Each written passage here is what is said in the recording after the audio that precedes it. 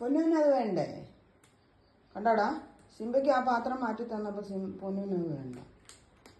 പൊന്നുവിന് ഇത് തന്നെയാണോ വേണ്ടത്? പൊന്നു വേണമെങ്കിൽ പോയി.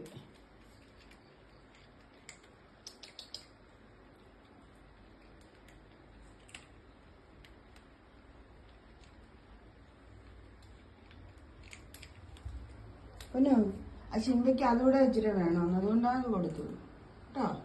പിന്നെ മറ്റേ സിംബയ്ക്ക് അത് മാത്രം പോകണ്ട കൊടുത്തത്.